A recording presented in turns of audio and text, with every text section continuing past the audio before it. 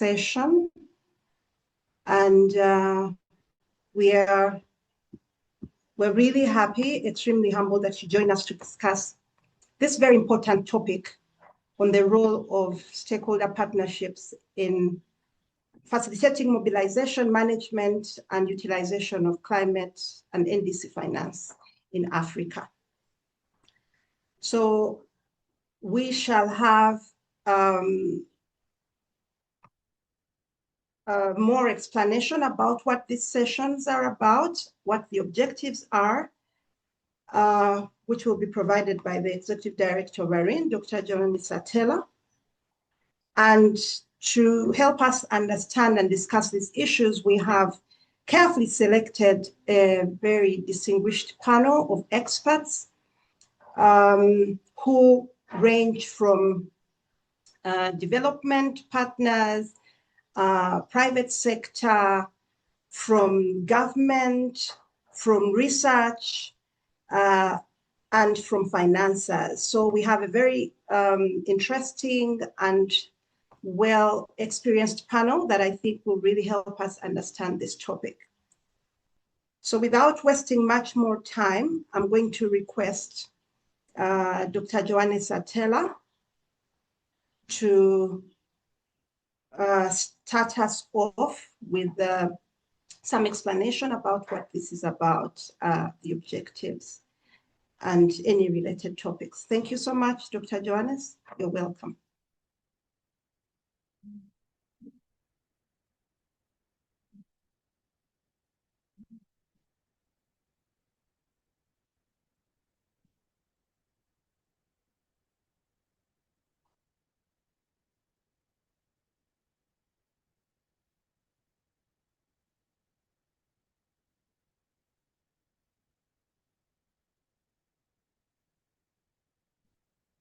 Dr. Teller, can you hear us?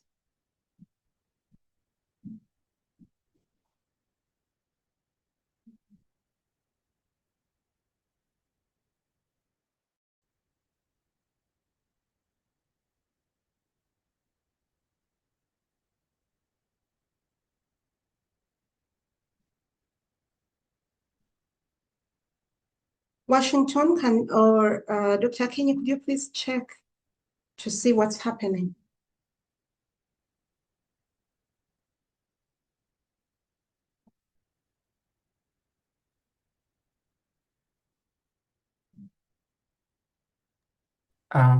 Just give him a few moments while he sets up. Thanks.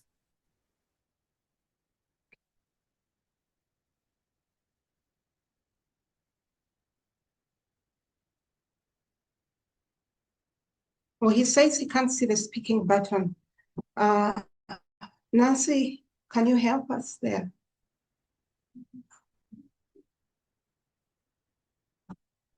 The button for audio. He probably used a different link. Okay.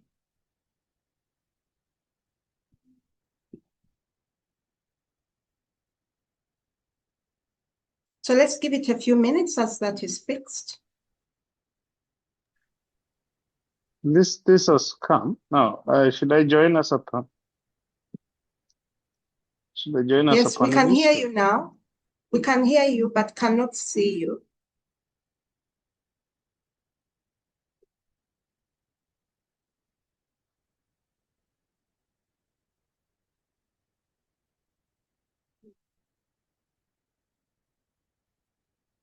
Okay. Now, you can hear me? Very well, but we cannot see you. All right. Okay, so let me try to switch on my video. I hope you'll be able to see me better, but okay. Yeah, I'm not in a very academic background, so I hope I hope that's understandable. But allow me just to make 3 remarks for this conversation. Number one is that climate finance has been a discussion in Africa for a long time. And the challenges that face climate financing for our climate action plans are well known. They've been articulated in many documents and in many studies. Challenges to do with capacity, challenges to do with the institutions, challenges to do with the context of Africa. So all these are well known. So that's number one. Number two is that despite all these challenges and everything being well known, the issues or the gaps that face climate financing in Africa still persist. If you look at NDC finance portfolio today, because under this study, we are also looking at the flow of finances to support NDCs. And we realize that the gap is as wide as over almost 80%. So still, most African countries, in terms of the budgets they have for the implementation of the actions that are in the NDCs, basically they still lack 80% of what they stipulate as the financing needs. So the point that despite that we've known the challenge, the problems, we still have the challenge, or the gaps are still persisting, and especially on some aspects of climate action, such as adaptation, we still have very meager resources going towards that aspect, despite also the fact that adaptation is an important part of Africa's climate action. So number three is then now, what is the way forward in terms of trying to address these challenges? We know what has been the efforts that have been put in place. So what do you need to do? One of the things that are emerging lately is the role of partnerships and the role of holistic view of climate financing, not as a standalone initiative or intervention, but as a multi-dimensional initiative, because climate challenges are becoming also developmental challenges. So you might not be able to separate development financing as much as climate finance. How do we link them much better? Climate challenges are also, climate financing is also, private sector challenge or an opportunity for investment. How do we create, those particular linkages? And many other innovations that are emerging. We have innovative instruments that are coming up as ways in which we can really catalyze the mobilization of climate financing. So this session and this series of dialogues that is going to take place across the different African regions is basically looking at how do we rethink climate financing for Africa?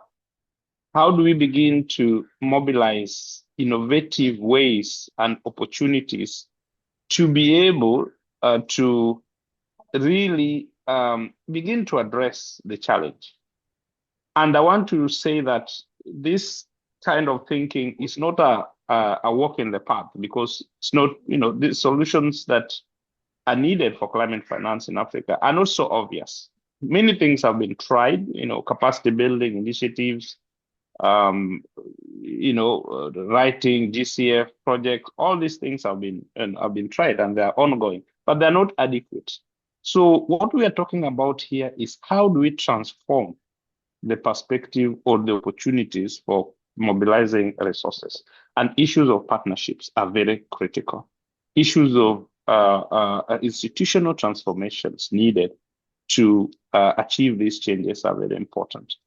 Issues of institutional, strengthened leadership, especially from the African countries, is very critical. And that's also part of the things that we are having today. We've been having this conversation around a Southern-led Center of Excellence on Climate Finance as a way of even providing that transformation. And that's why the partnership, we have this partnership between the Makerere University Business School, ARIN Network, and Frankfurt School, which we have now used to establish the Climate Finance and Sustainability Center based at Makerere University, and where Dr. Mary Nantongo is moderating here, is a director.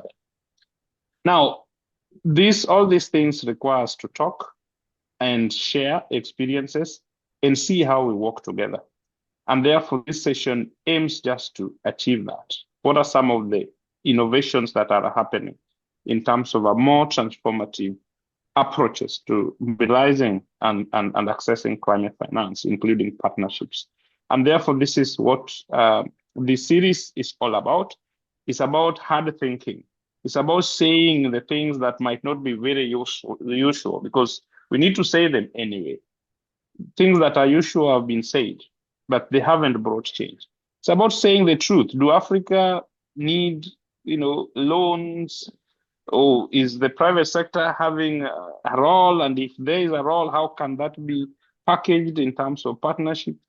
What role can grants play in this particular aspect? So this work basically aims to look at that. In the end, we aim to also produce through this collaboration what we call the Africa Climate Finance Outlook.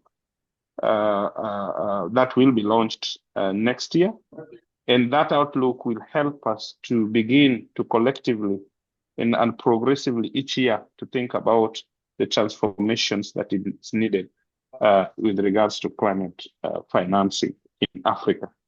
And I want to say, with those very few remarks, I want to encourage us to be very, very in-depth, and to say, be very thought-provoking in this process, without basically playing the normal way of the discussion. So I look forward to a very interesting conversation. This being the inaugural one, and the East Africa one. We know we have the other regions, but this is going to be a pace setter in terms of what we want to achieve. Thank you so much, and looking forward to the discussion.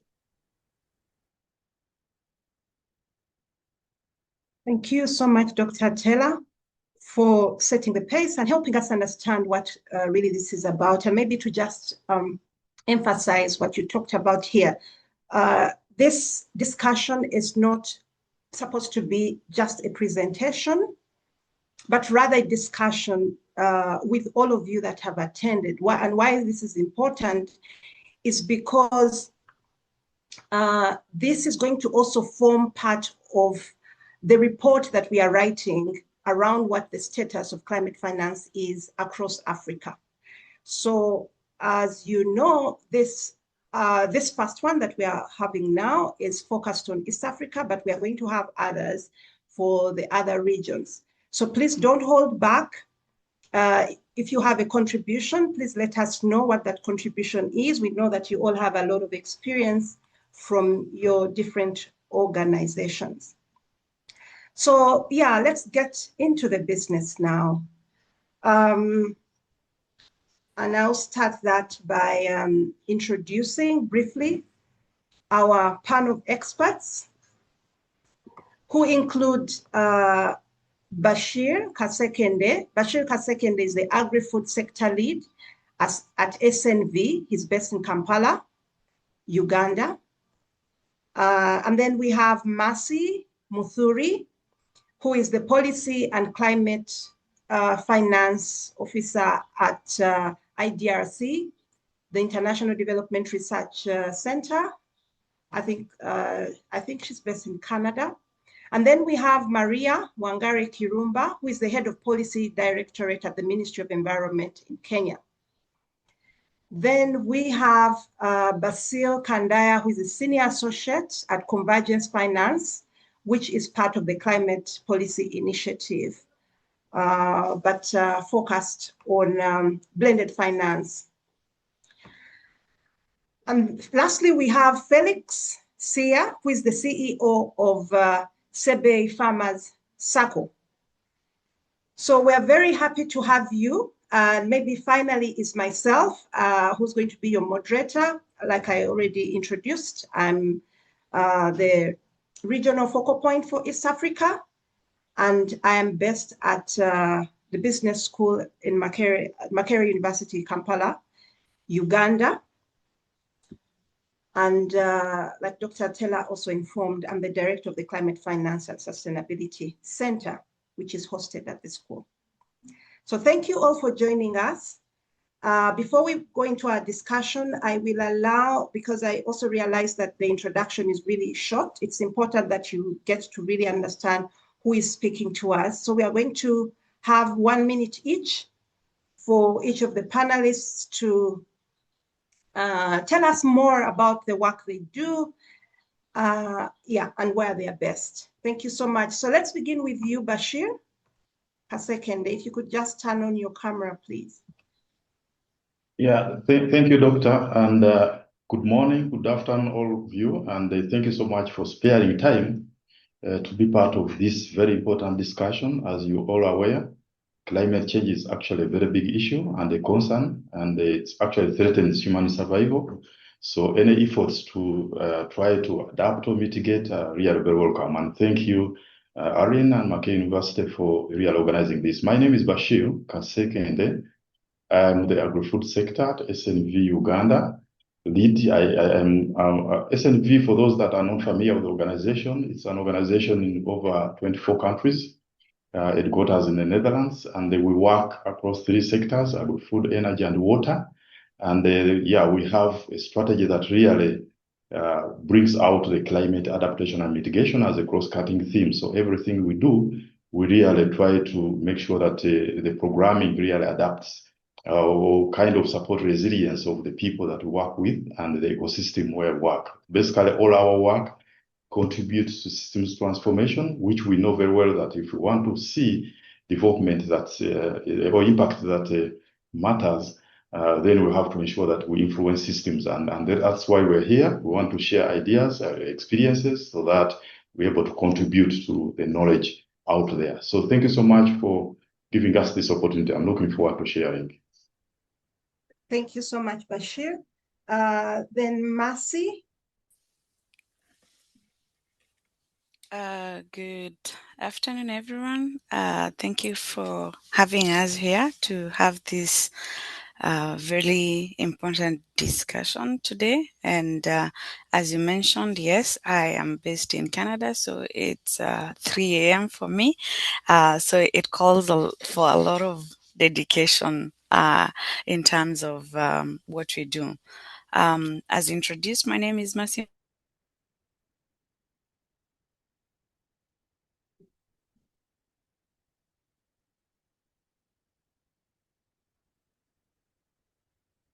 Did we lose Mercy?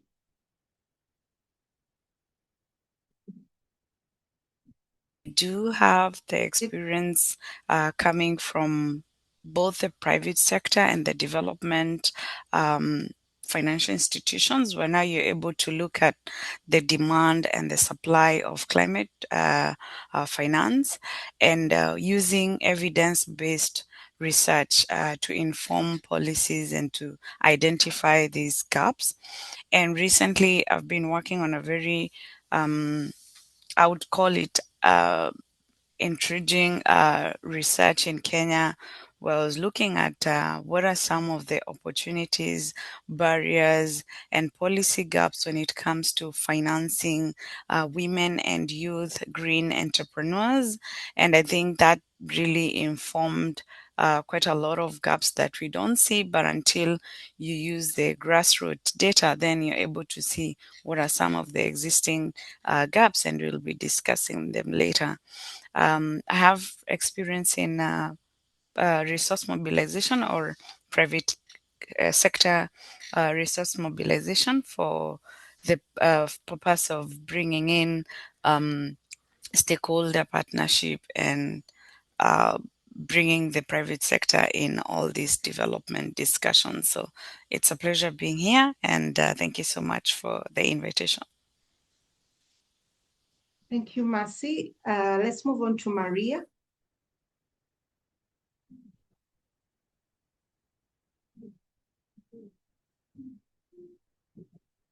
Yeah, thank you so much for having me this afternoon. My name is Maria Wangari Kirumba, and I hope you can hear me. Yes, we hear you very clearly. Currently serving as the Director Policy Research and Regulations at the State Department for Environment and Climate Change, Ministry of Environment, Kenya. I am based here in Nairobi, formerly NHIF building. Now it's known as SHA building.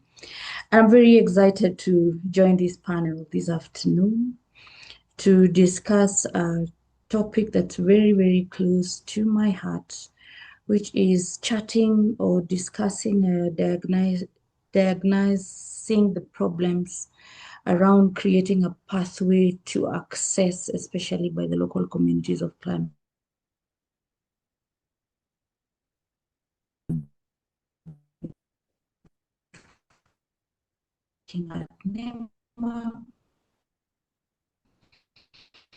Maria, we are losing you.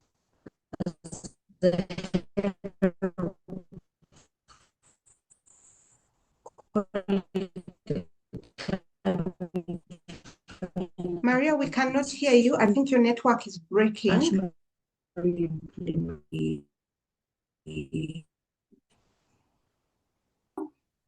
You can hear me now? Yeah, but it's still Still breaking? jumpy. Okay, that's better. Oh, I'm sorry about that. So I was saying that for the longest time, I've worked in the climate finance ecosystem. I was the focal person and head of climate finance unit at NEMA, focal person for adaptation fund at the Green Climate Fund, worked around the accreditation of NEMA for those two funds, and was heading the programs funded by those two multilateral funds. And I'm looking forward to sharing my close to 10-year exposure and experience around that work. And currently, I would also share with you my current experience around policy development, which is quite an exciting space to be. But as I end on my introductions, I'd like to say that I'm a champion of community-led climate action, and I believe that we will effectively respond to this crisis when we figure out how to take resources and decision-making to the communities. Thank you. Thank you, Maria. Let's move to Basil.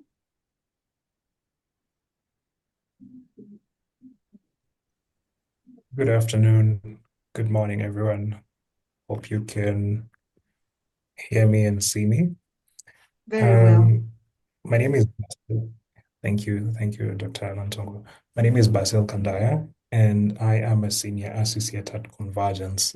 Convergence is a non-profit organization headquartered out of Toronto, Canada, but with presence across the emerging markets. I'm based in Nairobi, and we have colleagues in Asia Pacific and in the LATAM region as well. Convergence is mandated to help advance the blended finance ecosystem through two pathways majorly. The first pathway is by providing data, market intelligence, and capacity building to organizations that are participating in blended finance to help improve their understanding of different blended finance instruments and how different entities are leveraging blended finance as a whole to help advance SDG financing in developing markets. And then we also play a connection role to help foster partnerships amongst different capital allocators, so to speak, because blended finance by its definition requires partnerships from the public and philanthropic sources and sources of capital and private sector sources of capital, all of this coming together in one transaction. So that is really what we help to foster. The second thing that we are mandated to foster is supporting early stage blended vehicles. And through this, we support this mainly through our grant making program, which to date has provided nearly 80 grants globally, and these grantees, the total grant volume exceeds $20 million as of now. And these grantees by themselves have gone ahead to mobilize nearly $2 billion. So that is what we quantify as our the catalytic effect of our support to these early stage blended finance vehicles. Many examples that may be recognizable to you in the room. One good example is Aseli Africa, that exists to promote investments, or rather access to financing mainly from banks and microfinance institutions into agri-SMEs, which are linked to, climate finance. And another grantee that we've supported is Adopes, which provides micro-leasing facilities to rural households, and many, many others. Development Bank of Southern Africa's climate finance facility. So that really is what we exist to do, to help advance the setup of financial vehicles that have a climate finance component at their core, and helping these to scale up and increase financing for the achievement of SDGs, and to mobilize financing for climate mitigation and adaptation. Thank you. Thank you so much, Basil. And lastly, we have Felix Sear. Felix, you're welcome.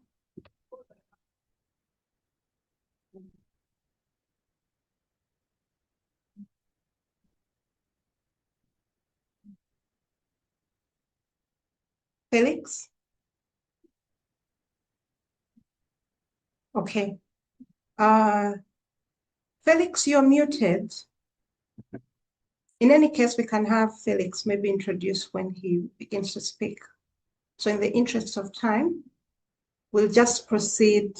Oh, he dropped off. Okay.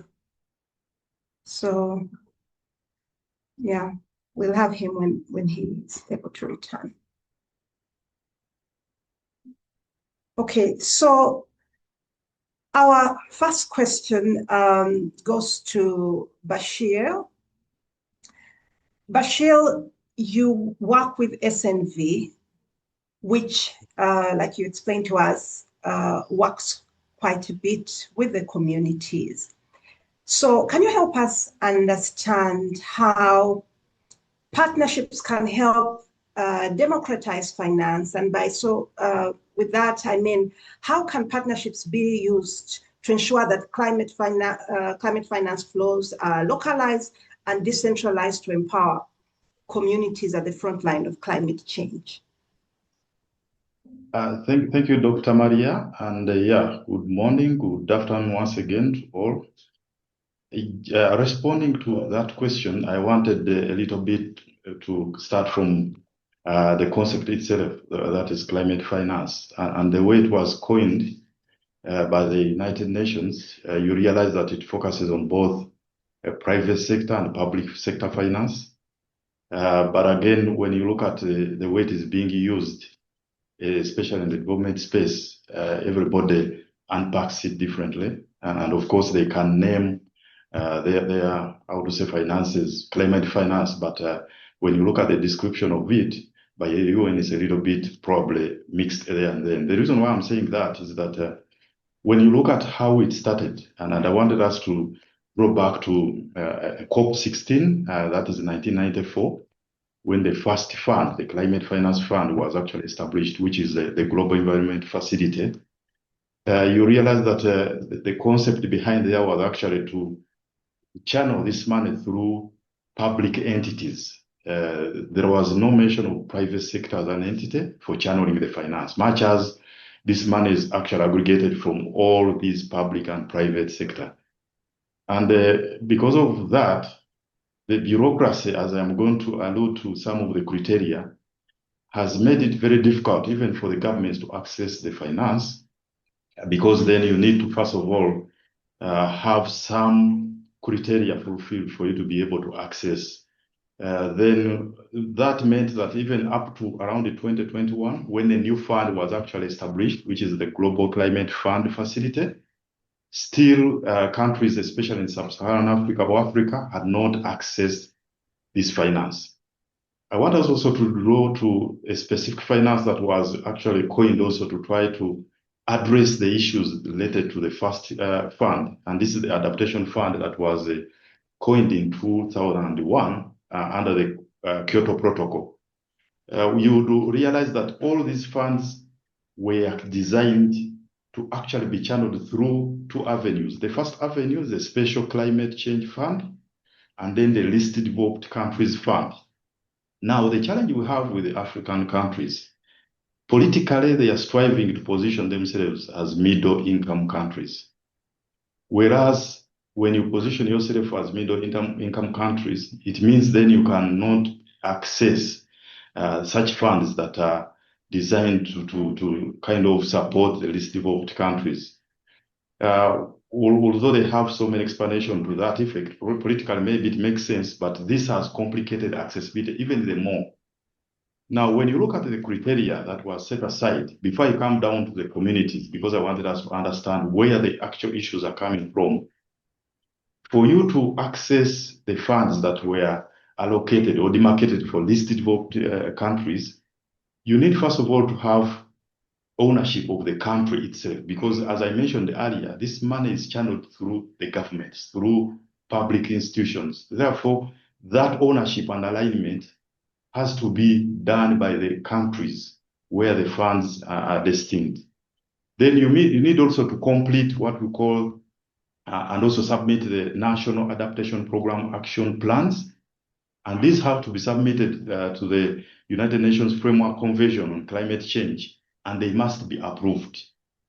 This also goes along with the National Determined Contribution, which has schedules that must be fulfilled for reporting. The recent discussion we had before the COP30, we had that even some countries have not reported and they have taken over years without fulfilling that obligation, which means then if you are unable to report on your indicators that you promised to do or to fulfill in the National Determined Contribution, there is no way you can access such funding.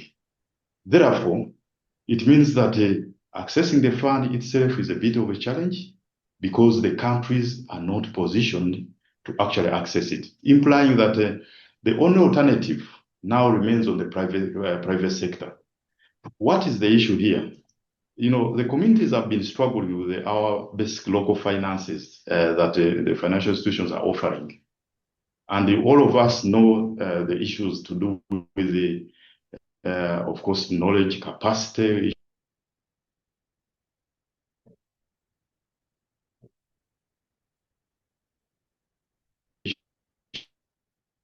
issues to do with the collateral, issues to do with, of course, the social norm, with the new concepts such as climate finance.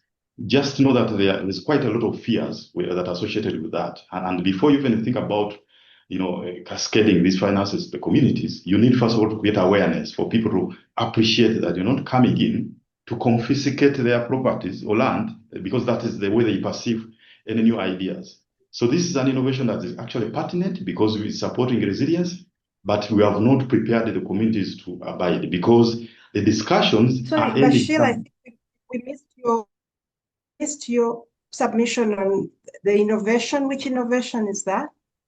Because we lost you briefly there. Sorry, I was now trying to relate the issues, the barriers that the communities, the local communities are faced with, leave alone, you know, because we have this challenge related to the finances that are available through the mainstream financial institution and the circles and all of those other sources.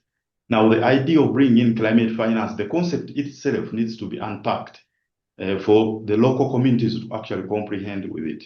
Now, what we are faced with is that there is already, you know, the concepts that are involved in explaining the term, and the discussion are relatively higher up there because most of these discussions are happening at the COP most of the times, and the negotiations happen at the COP. But if you look at the position papers that are being shared, there is very little input from the communities that are actually supposed to benefit from some of these resources. Why am I saying that? When you look at some of the suggestions, because the question was requiring us to actually explain what are some of the modalities that can actually be used to ensure that such funds access the local communities or the last mile that we work with.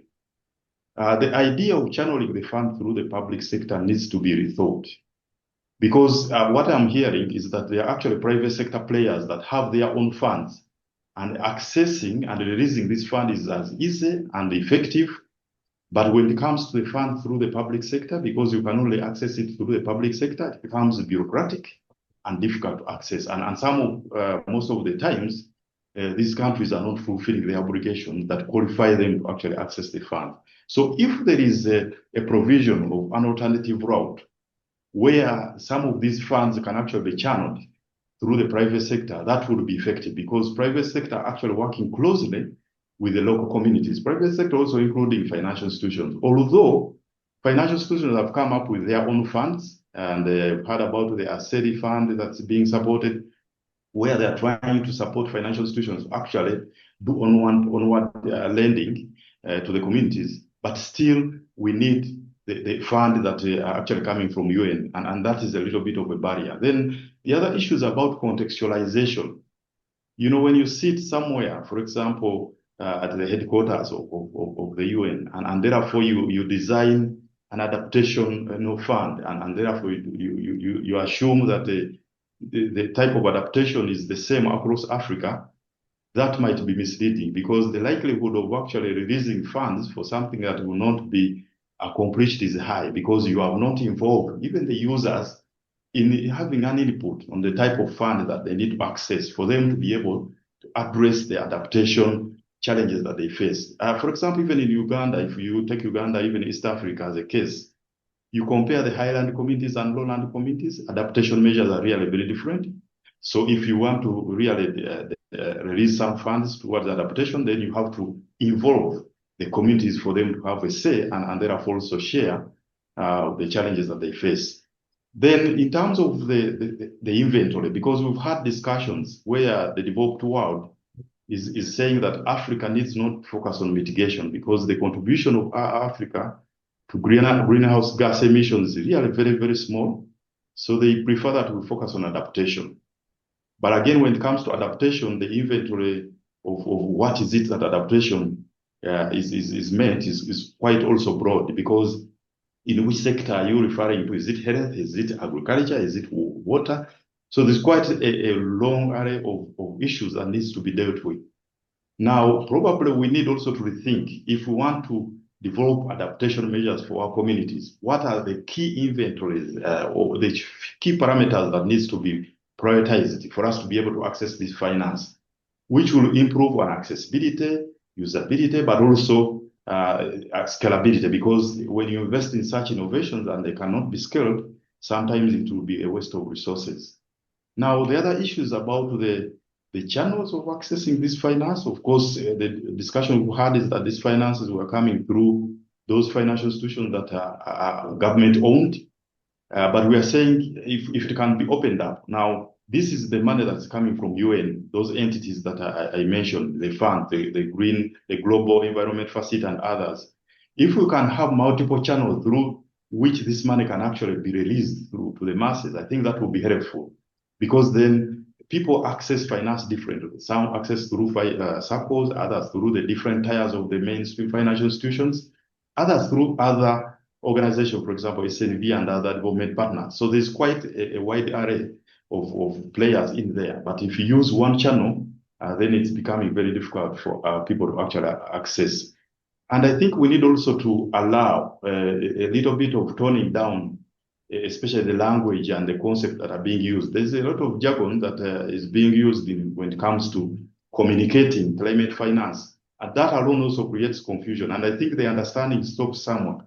For example, if you listen to a negotiator, the way they try to explain what they negotiate at COP, it's like it's about them, and the understanding may not be cascaded down to the masses. So I think those are the key things that needs to be rethought, because otherwise there is quite a very big gap between climate finance, and the local communities. And they have really gone about accessing finance from mainstream financial institutions, which is not helping because most of those products are too rigid and they are only serving maybe people in other sectors. When it comes to more risky sectors, I think they're struggling because you have to meet the same obligation, the same payback period, and all that.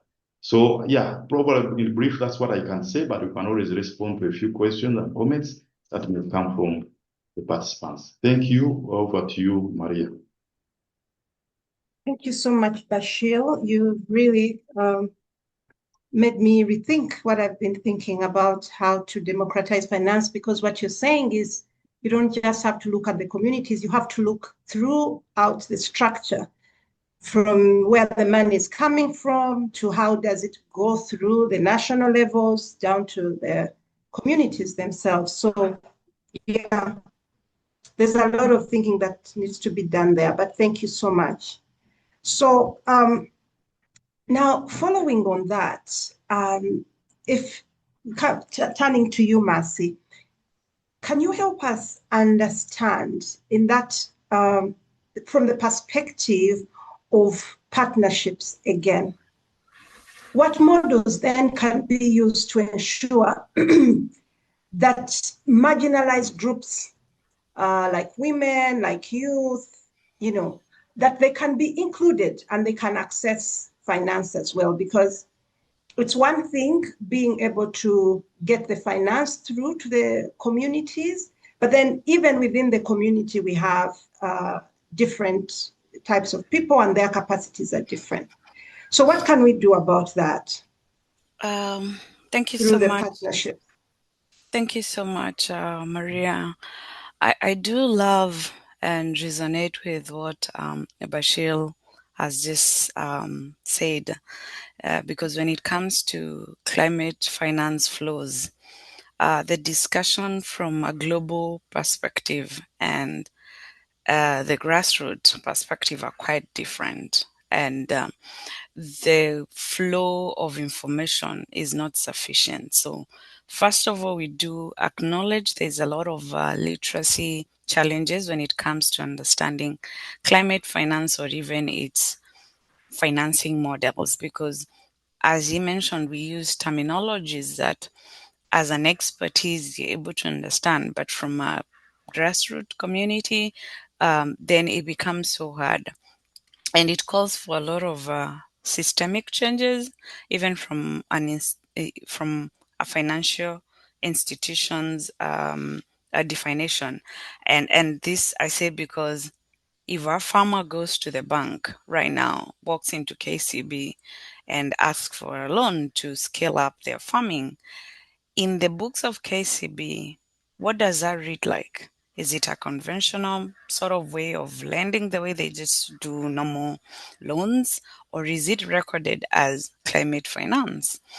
So that's a very big question. So from even financial institutions perspective, from the policies that do exist in country, from the government of Kenya, how can we be able then to define climate finance and have data that can actually show these are the sectors that are being financed at the moment? This is the money that has been dispersed through these different models to these different sectors. So speaking of models, I'm going to split it into two in terms of how do we then finance climate. And I'm saying this because when we look at marginalized groups, we will find them in the informal sector.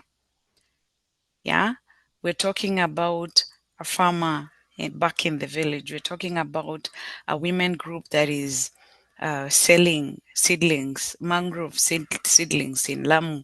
We're talking about the grassroots, informal, unregistered businesses, and they need to be addressed when it comes to the discussions around climate finance. So there is the formal sector, there's a formal sector, businesses running, they have records, they have their proposals ready, they're able to pitch and get some funding. And we have the informal sector who will rely on small loans between 5,000 to 100,000 to scale their businesses. And so when I look at the climate finance model, I'm going to split it into two, because I'm not going to talk about blended finance in the informal sector. So when you talk about the formal sector, and these now are registered businesses, there are different forms of accessing climate finance, and that it would include common blended finance, where this has been the word everyone is using. And what blended finance means, you're basically combining concessional public funds with private capital, and this is to offer some sort of de-risking or some guarantee into some of the project. And how this happens is we have to have maybe a DFI, development financial institutions, or large commercial banks come in for larger tickets and they put their money. And that is when now we tap into private sector capital mobilization, because a private investor will only come on board after they've checked the risk involved in that investment and their return. Even before we look at impact, most of the private investors, impact will be the third thing that they'll look at. For them, it's, am I getting a return on my money? What are the risks that I'm exposed to? Then what is the impact that I'll be creating by investing in this the project? So blended finance, the fact that we have big boys in the room putting a cushion, then it builds that confidence of a private sector to come on board. So the other one is, of course, the guarantee schemes and the catalytic capital. And this one is where we have partial credit guarantees that reduce the collateral requirements for most of the medium, small enterprises. And we've seen lately that catalytic capital is mainly from the philanthropic funds sources, and this offers some sort of coverage or protection and brings in other investors when there's that cushion, when there's that grant, when there's that equity that they're putting in, when there's that amount that they're putting in to de-risk any investment.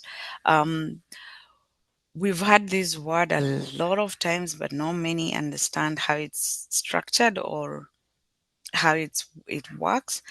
Gender lens investing, so that we can tap into the marginalized women, youth, and indigenous people, is we have to integrate into the institutional investment portfolios and climate funds. And this ensures that women and youth-led enterprises are actually receiving financing.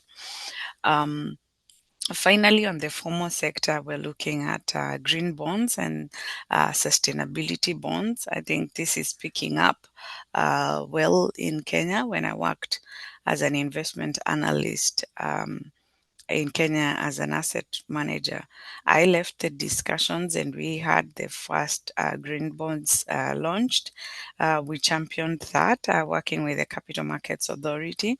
And these are bonds just like any other government bonds that are issued by either government or corporates, but they're tied up to a green project. And these ones used to mobilize funding for climate project, and they embed that gender responsive metrics in their inclusion. So I'll leave it at that for the formal sector, and now go into the informal sector, where we have unregistered business, we have mama mbogas, we have farmers, we have the agribusiness. Some of the clean cooking programs are with the informal sector. And we're looking at microfinance and group lending. And this is where small loans are issued through SACCOs or self-help groups and microfinance institutions. But I said again, here we have the gap of data. Are these microfinance or organization offering these sort of loans able to actually segregate and call what is climate finance, and what is normal loan. Because in the books, if I go and borrow a loan for paying school fees for my kids, and someone else borrows money from the same institution to scale up their dairy farming, we all go into the same book.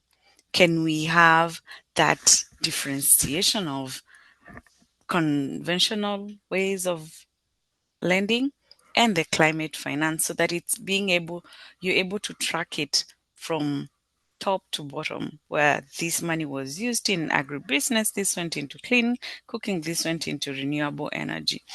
So we've seen social collateral replaces traditional collateral requirements here. And one of the challenges with microfinance is the ability to issue collateral when you're lending. Most of the informal sectors, because of how they operate, they don't have a collateral against the loans, which is a requirement. They don't have good business proposals. They don't have literacy to understand how even to manage that funding. So we're looking at a lot of technical assistance, capacity building, even before we get to the issue of climate finance. The other one, of course, is the big thing in Kenya, digital financial services, where we have now mobile money models that are really encouraging the informal sector and offering that financial support. For example, with Mshwari and M-Pesa, most of the women, youth, startups, someone who is starting, anyone, you'd rather Fuliza, you'd rather use Mshwari, but there's a lot of digital transactions in Kenya when it comes to M-Pesa, and we have to leverage that digital financial services in terms of scaling the models in which climate finance can be disbursed. And finally, there is a community-based organization and cooperatives where we pool resources and provide that social collateral for climate project. If a group of women come and they're championing for, let's say, whatever project it is, as small as it is, then they're able to pull up, approach their cooperative, have funding, run their project, and that's considered a way of a model that can be considered. And this will enable women and youth to access finance and also to get some technical support around how to manage their finances, how to report, how to track, and all that. And I think with that, I've just looked at the financing models that currently exist and can be scaled up with all the data and information that we're getting. But what I would say as I conclude this is most of the conversation at global level fail to recognize the voices of the communities in terms of what is working for them and what do they need at the moment.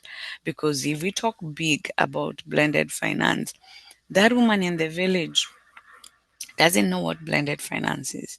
Actually, I asked the question in all the interviews we did in Kenya about what is climate finance, and barely would I get a response with someone explaining what's climate finance is. They have no idea how to even differentiate because, again, of literacy from the level where they sit. They say, I just walk to the bank, I borrow money for my business, I get money. Sometimes on my way to on my way to home after getting a loan, and I'm called that my daughter is about to be kicked out of school because of school fees, I divert that money to go and pay school fees. So again, there's a disconnect about tracking.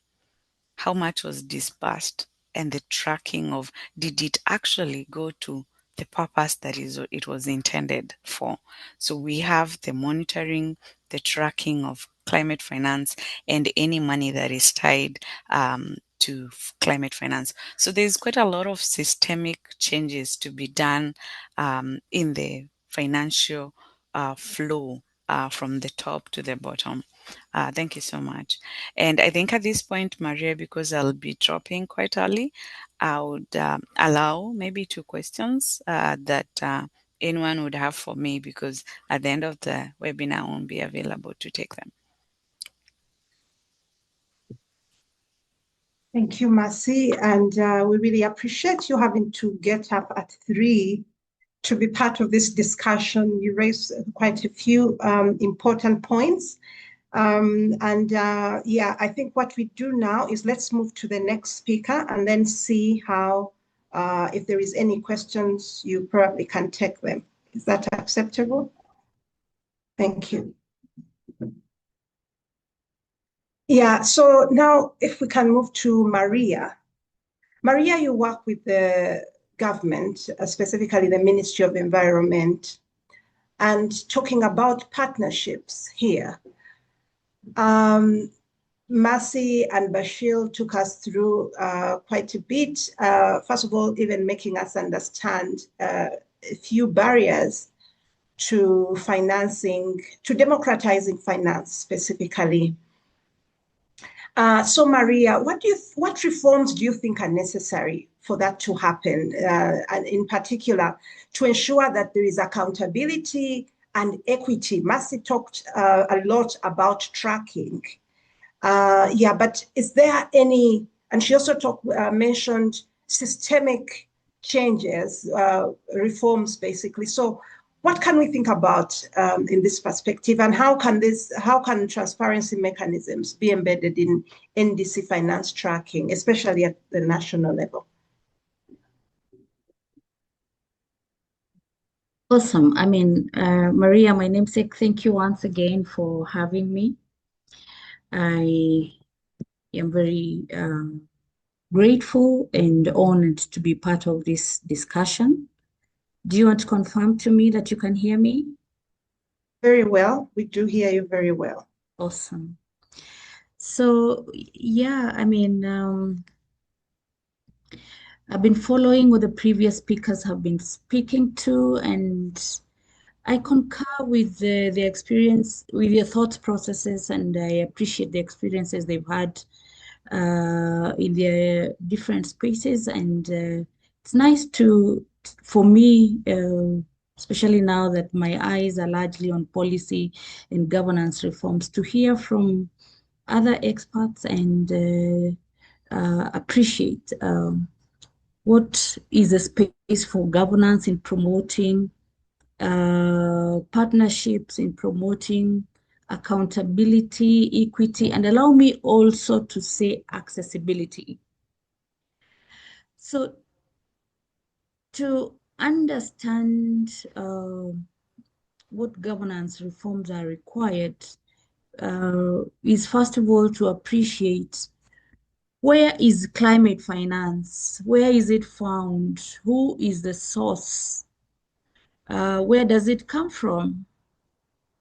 Even while, yes, the previous speakers have spoken to difficulties in defining climate finance, but at least we know there are even funds that are explicitly climate finance funds. So to lay the context for the required governance reforms is, first of all, to just share with us that the largest sources of climate finance are public. Well, yes, I can tell you there are about 7 major sources. There'll be the multilateral public funds, that's the GCF world, the GEF, the climate investment funds, the adaptation funds, and all the MDBs. There is also bilateral public donors. There is domestic public spending, private sector investments, innovative finance instruments, carbon markets, the green bonds, and others. Then we have philanthropy and civil society. And the most recent emerging innovative financing tools, the debt swaps, the climate insurance. But about over 80% of sources of these finances are public. They are largely from multilateral public funds and domestic public spending. So The target for reforms then should largely target that space, because that's where most of the finances are found.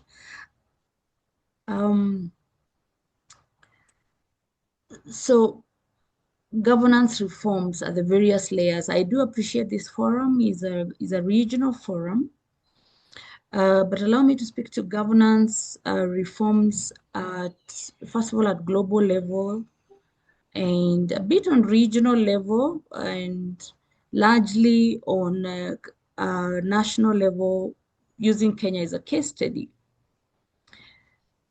So I've had the privilege of working with the Green Climate Fund, with the Adaptation Fund, and for so many years I worked through the accreditation process. I've worked through programming, developing programs, through approval, because that, as we all understand, that how climate finance is packaged, is enveloped around projects. And why I was very excited to be here is I have a space to share something I have thought about since I moved from climate finance to policy. That two major weaknesses, of course, allow me to call them very major bureaucratic barriers that are systemic in nature, that hinder the goal around equitable, accountable, and fairly accessible climate finance.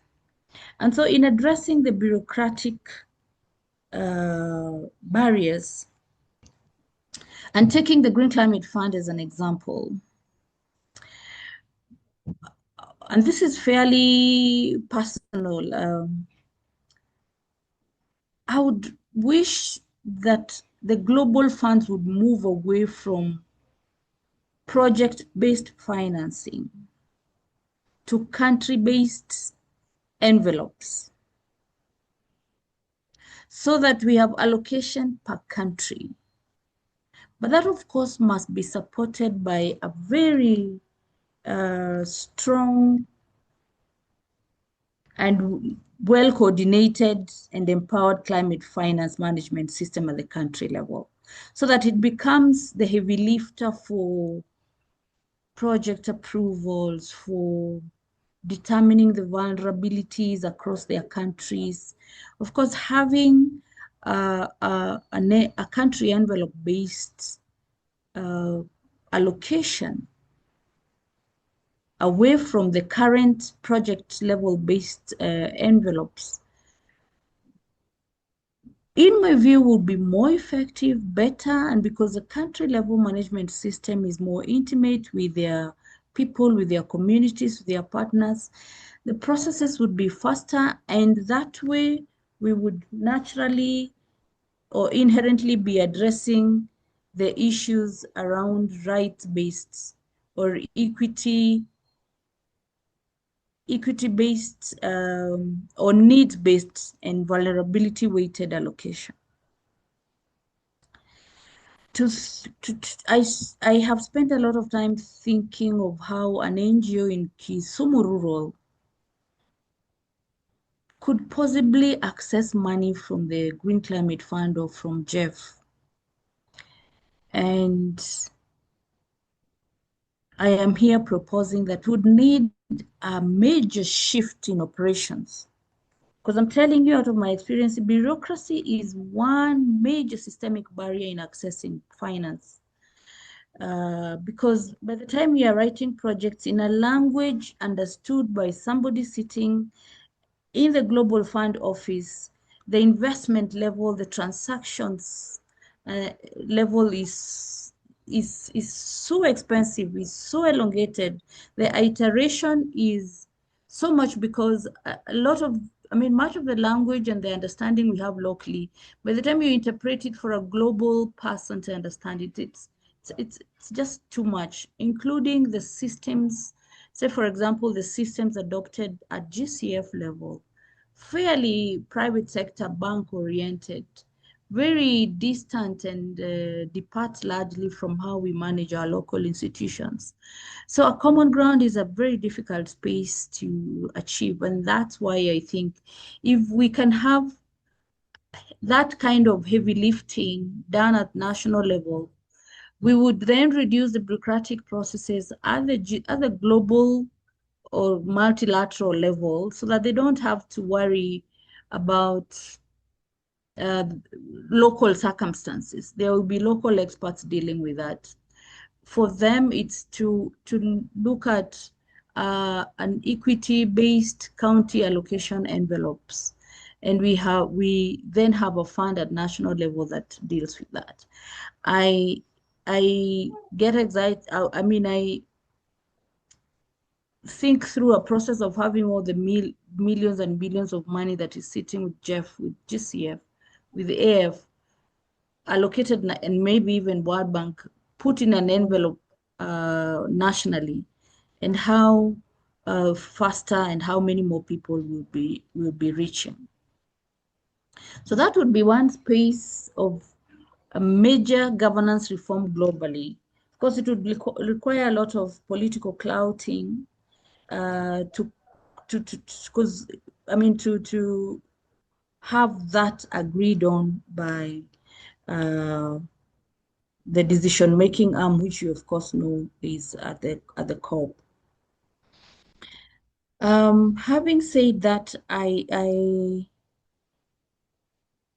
also would like to speak to our financial governance and transparency models that largely reduce donor confidence and, of course, any public finance management confidence. And even out of my own experience, communities, well-meaning, very able to interpret their needs, but in the space of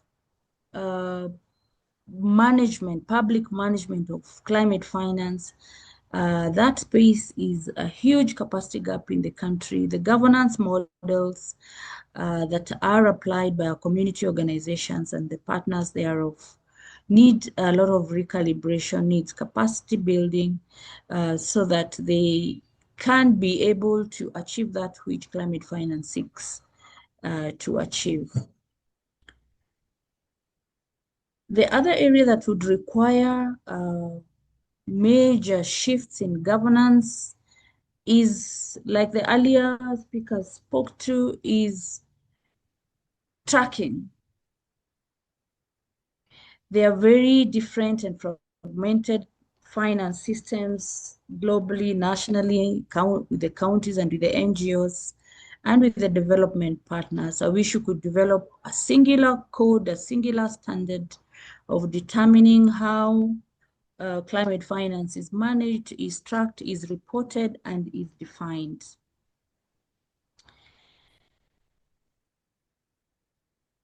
Nationally, if I come to now the case study, Kenya. Fortunately, in Kenya, we already, and I'm now in the public management space, we already have a national climate fund provided for within the Climate Change Act. In my view, if we would introduce a robust governance system around that climate fund, we would then speak to the inherent current issues that deny access to the various types, the various categories of beneficiaries of climate finance, because that's a space that would allow us to allocate specific quotas, say, to the CSOs, and while doing that, also develop a transparency model that reflects the management models of CSOs. Similarly, give specific quotas for counties and develop appropriate and applicable finance model for that reflect the nature of operations at county level. The same space we are able to use what again historically we've not been able to take advantage of, which is local MSMEs, the SACCOs, and the small micro lending institutions that are very close to the intended beneficiaries of climate finance. And again, with the National Climate Change Fund, it's easy to allocate funds that should flow that way, and again, develop an appropriate, and I'm going back to that appropriate model of finance systems, because it's such a huge bureaucratic barrier to make a case for funding for many organizations in this country, largely because of their internal systems. And it's normally a huge, the many organizations have not been able to access money from GCF, money from Adaptation Fund, because they can't demonstrate, they are not able to demonstrate what the Adaptation Fund and the Green Climate Fund calls the threshold for climate finance management. Similarly, so that we also speak to transparency and accountability, because of the dynamism around the communities and just how we relate with the land issues and natural assets, the space around the free, prior, and informed consent in the process of accessing or creating pathways for climate finance access is very important, so that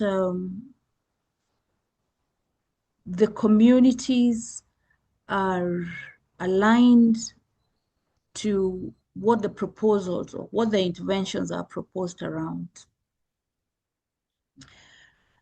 Typically, many investments, many projects, I know we always say we do community involvement, but this is a big area for even partnership building, that we develop a very robust system of attaining what we in short call the FPIC process, which is a free, prior, and informed consent from communities. So that in the process of implementing initiatives, conflicts are reduced.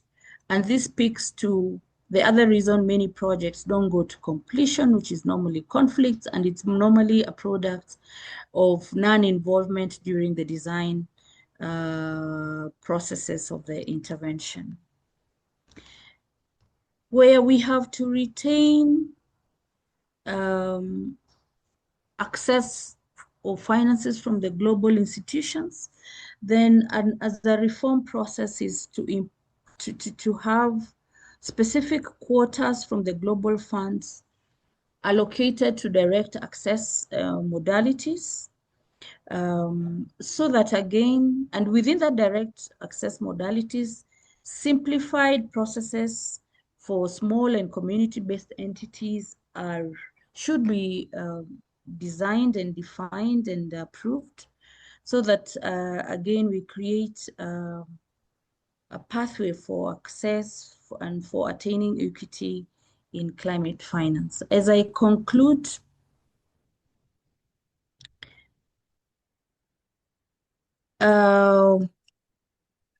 is to share with us the need to have climate finance predominant. And, Maria, just a moment. I'm Okay. really enjoying the conversation, but I see that we're a bit stuck up on time. If you can Okay. just wrap up a little bit fast. Yeah, thank you. Oh, thank you. And that's exactly what I will do. I will wrap up by saying that we need to be in the public funding space to ensure that we emphasize on grant funding for adaptation and resilience building. Thank you very much, Maria. Thank you. Thank you. You really raised very, very important points, and I hope our rapporteurs have captured everything. Yeah. So our next speaker is going to be Basil who's going to be discussing with us about reforming the climate finance architecture for equity, accountability, and impact, picking up from where Maria left off. And with Basil, we want to explore the regional economic blocks, for example, the East African community in our case, to try and understand, if you can help us understand, Bashir, how can we use our regional blocks? How can we use the East African community, for example, to attract blended finance, foster regional carbon markets, and support collective negotiations with MDBs, with multilateral development banks and donors? And in addition, how can these regional economic blocks act as building blocks for national NDC financing? The floor is yours, Basil. And we have 10 minutes for that. Thank you. Thank you, Dr. Nantongo. I'll try and keep my contribution within the 10 minutes. And, huge thanks to all the co-panelists who've gone ahead of me and offered their, different perspectives on this topic. So I'll begin my contribution with sort of contextualizing how blended finance fits into this whole discussion. And so blended finance is basically the use of catalytic concessional capital, and this can either be from public or philanthropic sources with the goal of mobilizing private commercial capital for SDG financing. We at Convergence, we've tracked nearly 1,500 blended transactions, and these are all global transactions with a combined deal volume of about 260 billion. And all of these transactions have some sort of concessional capital and commercial capital in one deal structure. Now, looking at the East African region, of the transactions that we've kept track of, about 274 have been implemented within the East African region. And with this, I use the term East African region loosely. This is basically looking at the countries of Kenya, Uganda, Tanzania, Somalia, DRC, Rwanda, Burundi, and Ethiopia. And the total financing that has gone across these countries, the total deal volume is 33 billion. And this, combines investments into projects, investments in fund structures, investments into, balance sheet of businesses. So it's basically the combination of the whole lot. From a sector-wise point of view, primarily the investments have been directed into energy, agriculture, financial services, and infrastructure. Now, this doesn't come as a surprise because this is where we see near bankability in terms of the investment opportunities that come to market. And this really speaks to what blended finance exists to solve. It's more useful in instances where there's near bankability, but because of certain risk perceptions, the investors will sort of stay on the sidelines. The reason why I want to make this sort of qualifier as to why blended finance is more useful in projects that are nearly bankable is because we've seen criticisms from the market in terms of the efficacy of blended finance. And usually this is because of perhaps somewhat of a misguided perception that blended finance is supposed to be the panacea to everything and the be all and all. We recognize that there's certain scenarios, there's certain instances where blended finance perhaps is not the best tool or the best structuring approach to channel financing. So if you're looking at socially oriented type of sectors, or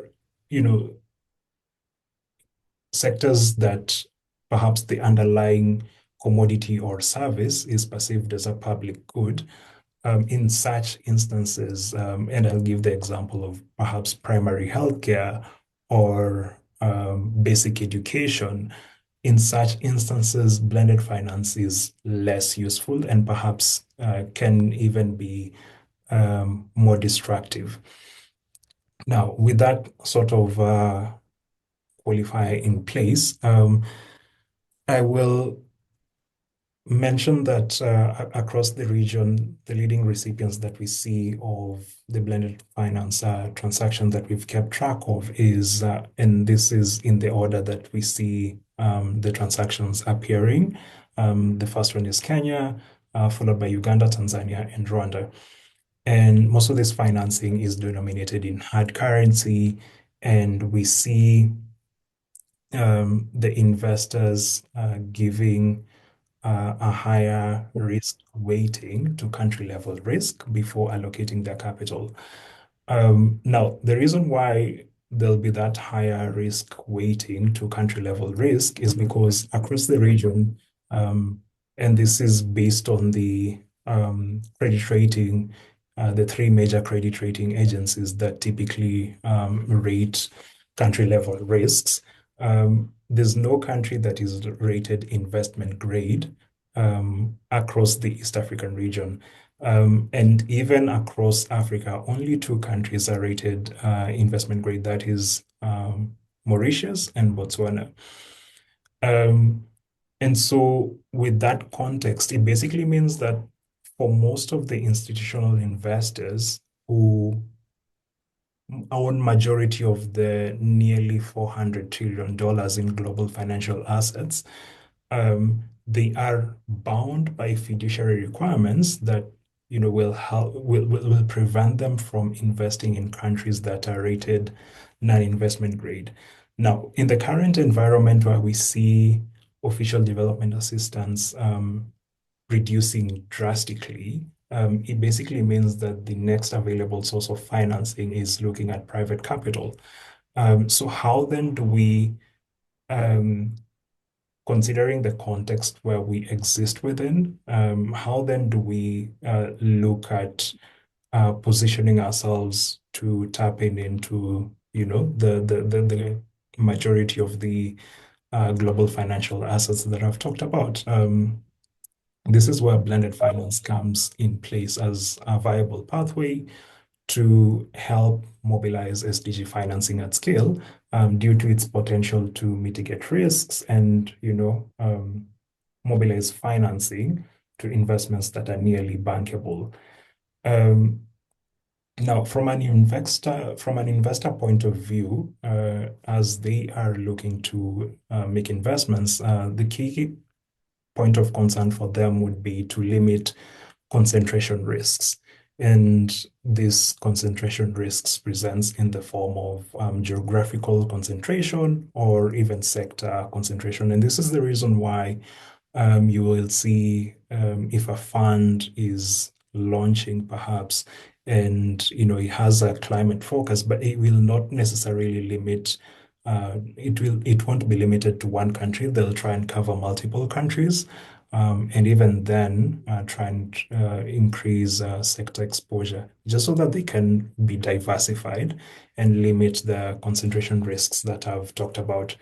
Now, with that perspective in mind, I think there's an opportunity here for East African countries, and perhaps a common negotiation point here would be through the East African community,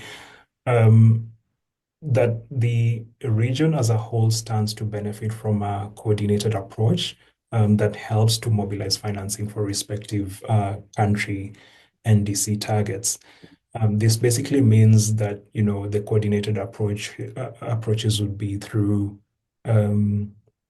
coordinated policies, having uniform policies across the board, such as green taxonomy, policy frameworks that accommodate sustainability-linked bonds and green bonds, and even having uniform policies around rules that determine capital repatriation. And ultimately, the whole reason behind this is to help present the region as one homogeneous market with an underlying uniform enabling environment. I know the context might perhaps vary when you begin to look at each of the respective countries. But the reasoning here is, given that private capital is pursuing scalable opportunities, how then can we position ourselves as a homogeneous market to then tap into these sources of financing that exist but sits on the sidelines because of the high perceived risks that exist within these markets. And this perhaps is in the immediate term. In the long term, what I'd suggest is pursuing uniform savings rates, which then help to increase the local pools of capital that can then be allocated for NDC financing. And the reason why local pools of capital are super important is because it helps to wean, our countries from hard currency financing, which whenever we experience macroeconomic shocks, they will often adversely impact repayment or the ability to repay the financing that we get, which is often in the form of repayable debt. And these adverse effects, they will always show themselves even when the underlying business fundamentals have not changed. Now, in terms of opportunities, and I realize I'm already at the 10-minute mark. If you allow me 2 minutes, I'll just quickly wrap up. By advocating for platform approaches across the region. And there's already a couple of examples that exist within the region that we can draw from. One good example is the Development Bank of Rwanda through its sustainability-linked bond, which basically leveraged the World Bank's IDA funding that was given to the government of Rwanda to help credit enhance the sustainability-linked bond. And the sustainability-linked bond, it was tied to the National Development Agenda, which basically feeds into the NDC targets, and had 3 KPIs. One is improving ESG practices and the systems of financial institutions so that they can become more oriented towards providing climate that is responsive to the needs that we see on the ground. The other KPI is improving funding to women-led projects. And the last one is providing access to affordable shelter.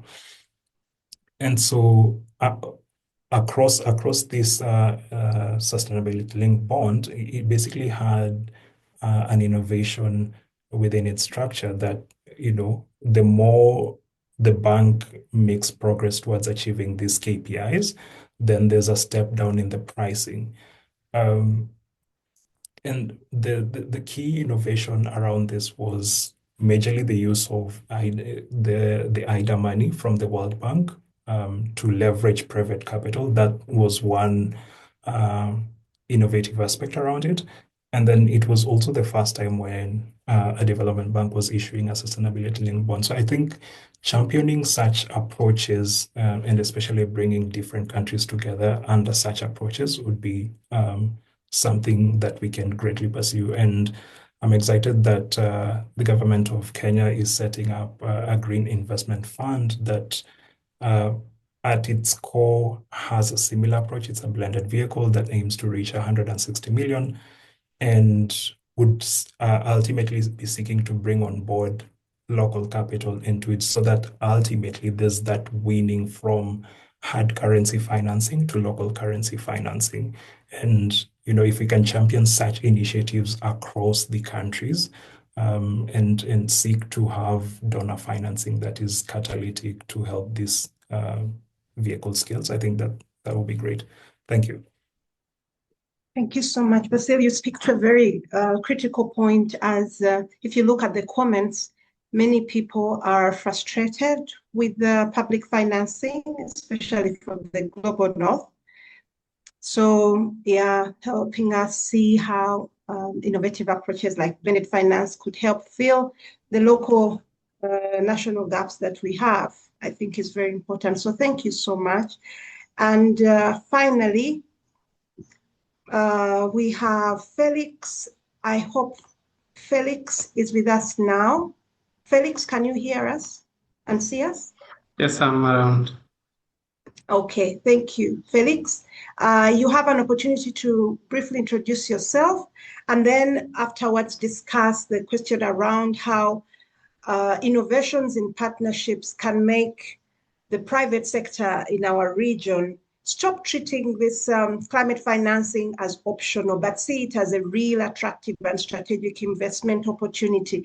Because as you've heard from the discussions, and if you look at the chat as well, many people are frustrated with the bureaucracies of public finance, and even the first speaker mentioned that we need to move more towards the private sector, but we are not seeing the private sector engage. So what can be done about that? The floor is yours, Felix, and you have 10 minutes for that. If you can also Thank you. Switch on your video, it would be helpful to see you.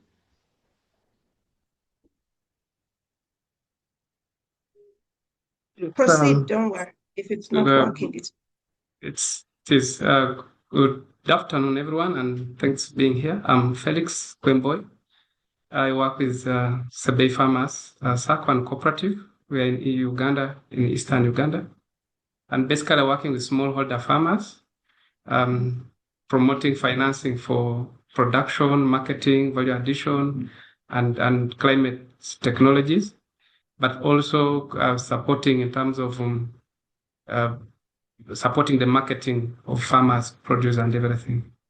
And for the question at hand is how to build the innovative partnerships to get the private sector really look at climate financing as strategic. I will start by highlighting what I think are the bedrock to sustainable partnerships as such. One is demonstrating that climate financing is economically beneficial to the private sector.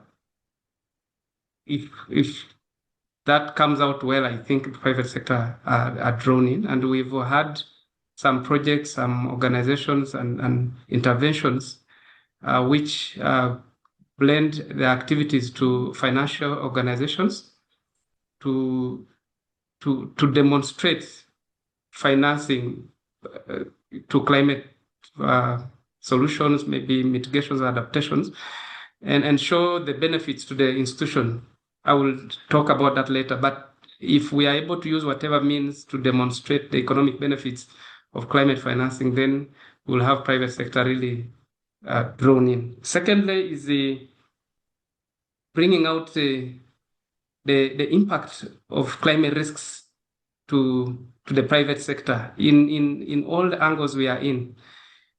If we are not able to link that problem is still for any player in the private sector properly, then there's a challenge. We've seen models, for example, of climate changes over the next 30 years, maybe rainfall patterns shifting, and private sector investments in some areas are based on current weather conditions.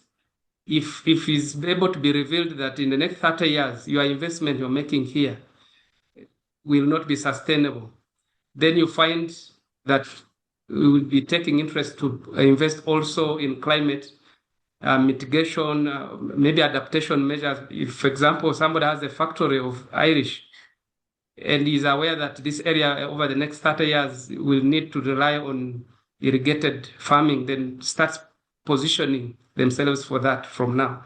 And lastly is I think it's a bit of knowledge. I see from the support, the submissions already put forward, there's a lot of information of climate change, but the appreciation of its existence to the private sector in short term, medium term, I think it is still not very strong. But this should find a way of cascading the information to a lower level, and then the appreciation and understanding comes out. That said, I would then agree with many presenters before. One of the partnership models that we should use is a result-based financing. For example, if we can build a partnership around development organization and private sector, conditioning private players to finance climate solutions, and by producing the results related to that, then they are able to redeem certain costs related to that. We've seen this with SNV on biogas, African biodigester component. And all of a sudden, so many companies are going into biogas to promote biogas, to install and bring technologies, because they know somebody is somewhere ready to pay for good work done. But before that, biogas was something hard to sell in Uganda. So if we are able to look at a result-based financing model for all the climate solutions, technologies, then we will see many people ready to sign up, negotiate partnerships, work to. Then we have guarantees. We agree that there is a general feeling that financing into maybe climate technologies, solutions, is still a bit risky venture. So as a financial institution, if you are going to give loans to people who are going to practice a technology that the returns are not very clear, as already said, we maybe grade investment to a farmer in the same way. The risk ratings that we look at is the same way we are going to look a trader. Then you realize that money going towards farm will be less than money that would go to traders, because at least there's a bit of an understanding that there's less risk in the trade, because there's a monthly payments, yet a farmer will need grace periods, the structuring period of where money is tied up. But if there's somebody to guarantee that in case this investment doesn't work out, then there's a refund or a payment for that loss. We've seen that happening with maybe ABI finance in Uganda, and has attracted more financing into agricultural production, but it's in small tickets. I would say maybe needs scaling up such models, scaling up guarantee and popularizing it such that even smaller financial institutions like SACCOs are able to tap into such arrangements. And that goes along with insurance. Agricultural insurance is still very low in say Uganda. I'm not sure in Kenya, but then we need to drive agricultural insurance to make it more available, but also more affordable. And if there is insurance backing whoever is engaged in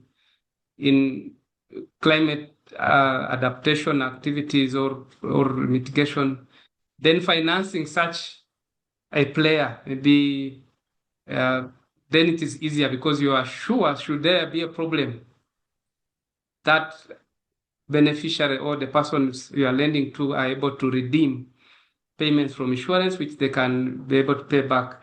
And I'm talking in terms of a lending institution in a greater sense. So I will talk in non-lending institution later.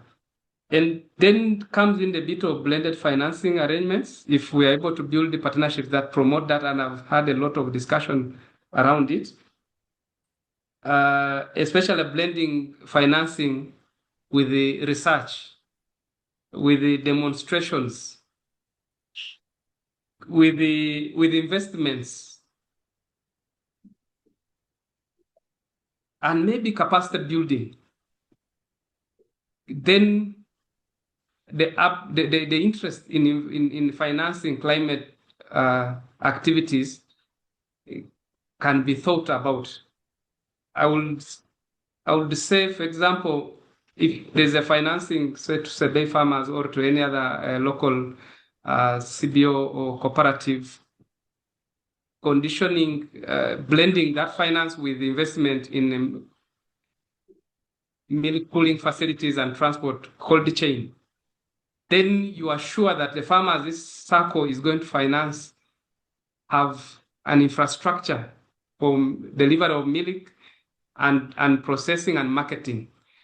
That infrastructure will support sustainably thousands of farmers over the years. But even if we are saying we are giving farmers money to do climate practices, but the market arrangement is not yet the investment to it directly is not possible. So blending it up and can unlock private sector financing, maybe a 50-50, 70-30, or 30-70, whichever it is. It can really unlock a lot of financing towards that. But we've seen that maybe ASELIA and others are doing in African market. I would say that it has its own limitation. Maybe the ticket sizes targets maybe at larger players. If we are looking at banks in Uganda, for example, maybe ASELIA's ticket sizes are looking at the commercial banks, and uptakes from those banks, I think, are reaching saturation levels. Maybe we'll see how the ticket sizes can be downscaled to attract other small financial players to be able, if the ticket size is high beyond our capacity, then even if it is available, it's not accessible. So that's something to say. But we've had an example in our area where, in a partnership with SNV, we were promoting, we had a grant financing and blended a bit of investment in a bulking facility, and then demonstration of technologies around post-harvest handling. That investment alone has driven us to have products that are supporting farmers to stock their grains, to buy post-harvest handling equipments, because we were able to demonstrate that one, as an institution, we benefit, but also the farmer benefits. So blending our financing with that would be okay. But then that goes along with the conditioning and quartering financing for maybe public funds or international funding to organizations. We've seen many fundings coming in and they are gender. Maybe they need women, this percentage, youth, this percentage. Is it about time to condition private players, if you are attracting government, public funds or international funds, to condition that a certain fund will go to climate financing? If that happens, then you will be sure that everyone will be moving towards climate financing, because it's conditional, and we've seen a lot of money around public, around governments, around multinational players. If they can condition climate financing in all those instruments, in those agreements, in those contracts, then we will see financing going into. And that goes also with the digital upgrades. We have many organizations are running, they have systems to manage their businesses. These systems are designed to track whatever they are doing, but we've seen that over time, biodata has been integrated in every management information system.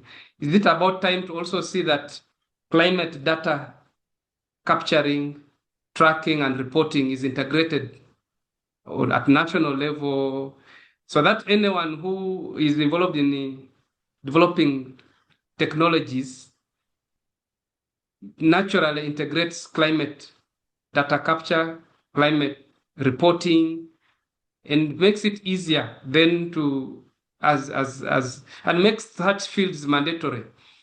And so when we are conditioning funding and say 40% should go to climate adaptation or mitigation, then there is a supporting infrastructure in place. Private sector players don't need to begin thinking of how to upgrade systems, but if they need, then there should be supporting mechanism for that. And we've seen banks do this currently, at least in Uganda. Banks are going towards upgrading their systems, luckily with the support of some development organizations. But if at African level, we can move towards standardizing all management information systems, reporting systems to have climate reporting there.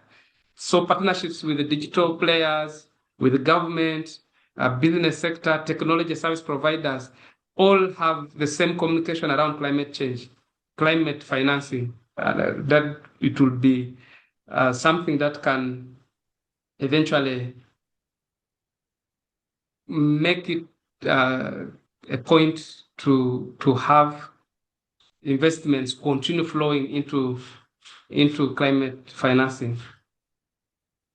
I want to agree with everyone that climate change is real, but the investments to it has not been properly justified to private players, and that kind of solutions, I would say, would help to drive people into understanding and then build the relationships that can strengthen investments into climate financing. Thank you. Thank you so much, Felix. You've wrapped up our panel discussion with such interesting insights, talking, for example, there about being very ambitious and upgrading our digital system so that we can include climate data. This sounds so interesting, and I haven't thought about it before. So yeah, many things to think about. Now, I know we have really gone past our time, but there was a lot of information coming through the speakers, so I didn't want to stop any of them. Allow me now to hand over to my colleague, Jim, who will take us through the Q&A session to ensure that we capture the perceptions of also our participants. And Jim, maybe we can request for some additional time. We started a bit late, so I don't know if, yeah, over to you, Jim. All right. Thank you very much, Dr. ARIN, and to our speakers and panelists. Thank you for the insights. Quite insightful. Now we move to the question and answer session. I see we have one question on the chat. This is from Justin Mwanje. Justin, could I read the question out, or are you able to unmute and ask it yourself?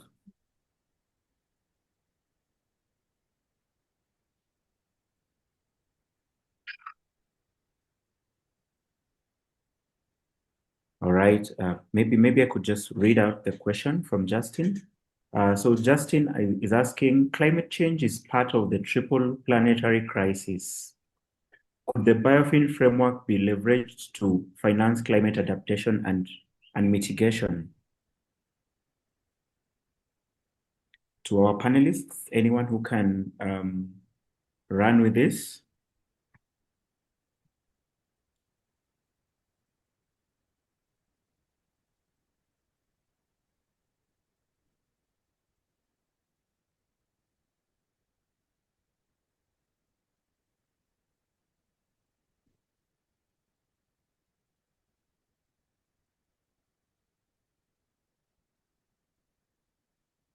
Bashir? Are you able to give us maybe a little insights on this?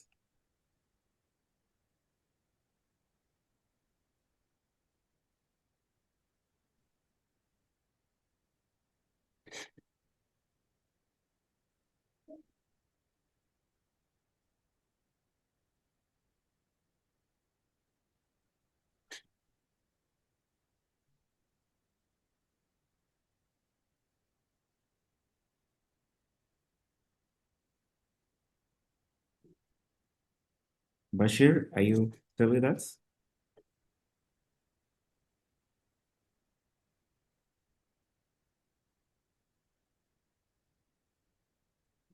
Or Basil? Any of us who could run with this question? Climate change is part of the triple planetary crisis. Could the biofin framework be leveraged to finance climate adaptation and mitigation? The biofin framework, I'm aware, is a biodiversity finance initiative.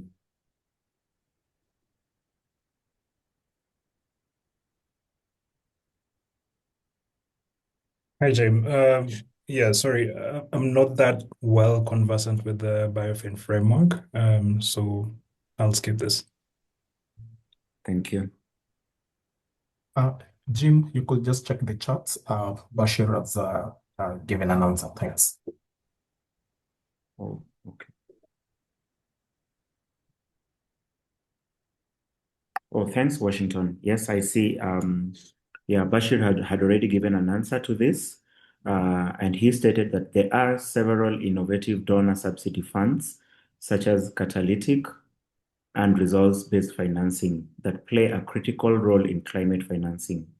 However, he notes that there is need to integrate these catalytic and results-based financing mechanisms more effectively into the mainstreaming financing mechanisms. So how do you think about these issues and need effective coordination among stakeholders? Yeah, this still goes back to our topic about partnership building. Is there anybody else with a question before we close it up? Any burning question?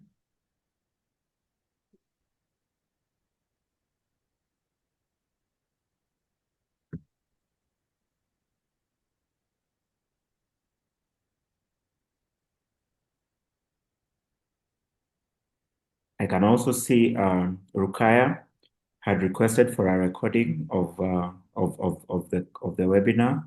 If that could be shared, I believe that will be shared after the session.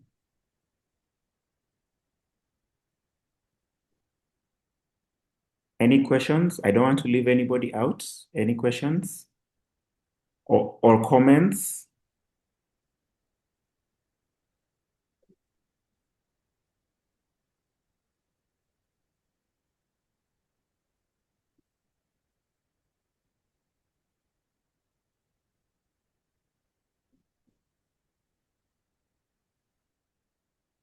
All right. In that case, Dr. Maria, I think I'll take it back to you for the closing. Okay, thank you, Jim. I really want to appreciate those who joined us today, but before we have very short closing remarks from Dr. Akinyi. I don't know if she's here. Akinyi?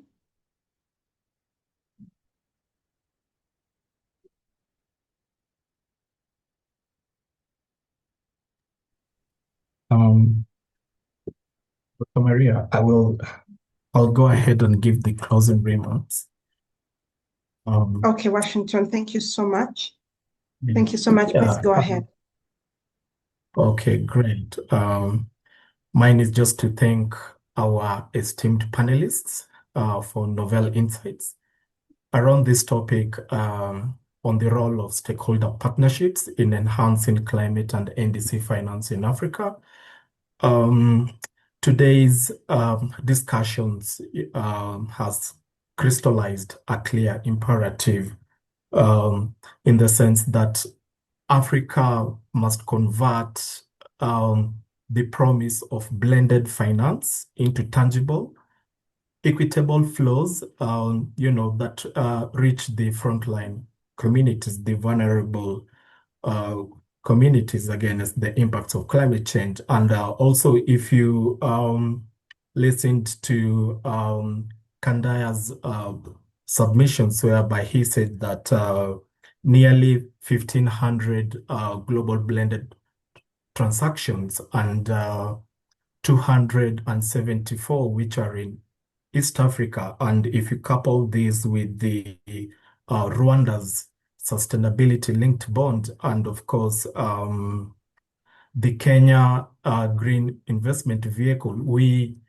see a model for catalytic capital deployment, which can also be scaled, to other different Africa countries or other contexts, and also drawing from Marcy's insights from IGRC, whereby she argues that progress in accessing climate finance hinges on our financial literacy, rigorous tracking.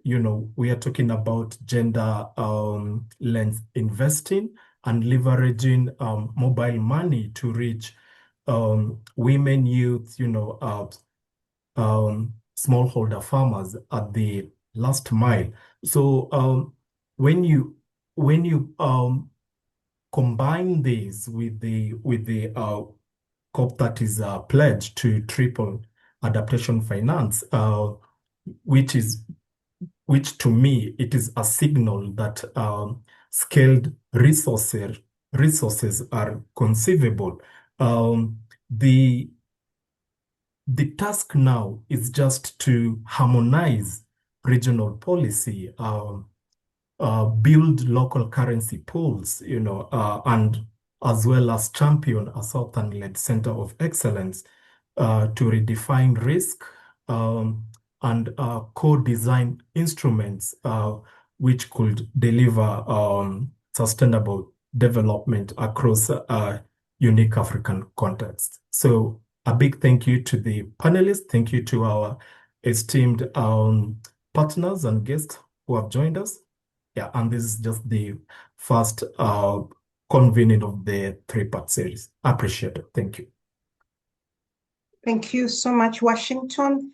And with that, I'd like to officially close this session and to invite you to our next sessions ahead of our conference next year in Kampala.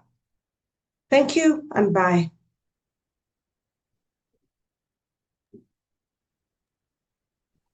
Bye-bye. Appreciate it. Bye. Bye, everyone.